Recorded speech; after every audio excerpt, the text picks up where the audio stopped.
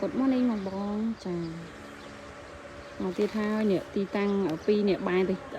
ត្បូងនេះចាខាងគេយកអស់ឲ្យនៅ2គីឡូនេះចាបងបងណាប្រហើយ2គីឡូគូប្រេងព្រាត់នៅណានេះអាចមើលដីមួយផ្ទះមួយបានណាចានេះសិតភ្ញៀវយើងនៅច្រើនណាបងបង model A ណាចា model A បាយទឹកជើងត្បូងបងបងនេះលើភ្លើងមេណាចាស្អាតណាស់បងបងអើយចានេះសិតផ្ទះខ្ញុំនៅ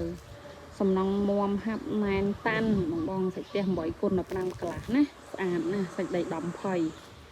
សល់មួយថ្ងៃនេះភ្ញៀវកក់ B អូកក់ A48 នៅ A47 មួយនេះចាជាប់ហ្នឹងរកគូប្រេងចន់ឃើញនេះចាមកជួនហ្នឹងតានៅសល់តែមួយនឹងទៀតអស់ហើយអ្នកទិញអញ្ចឹងឲ្យចាំខ្ទង់4ខែជាងឯណាបាននៅអត់មានឲ្យចាំពី3ឆ្នាំទេណាបងបងហើយអ្នកទិញដែលអញ្ចឹងតសអញ្ចឹងនេះមិនចាំកក់លុយច្រើននេះកក់ 5% ឬ10ឬ20ចាកងត្រា4ខែជាងឬ5ខែចាំផ្ទះឲ្យចាំមកតម្លាក់ដាច់ក៏បានដែរឬបងតាមដំណាក់កាលសំណងក៏បានណាបងបងតែខាន់បងប្រាក់ខាងយើងងាយស្រួលបងចង់បងលុះក៏បានបងដាច់ក៏បានអានេះសិតតែ model A នៅលើភ្លើងមេរបស់យើងបងចាបងចាប់អារម្មណ៍ឆាតចូល page Superman ណា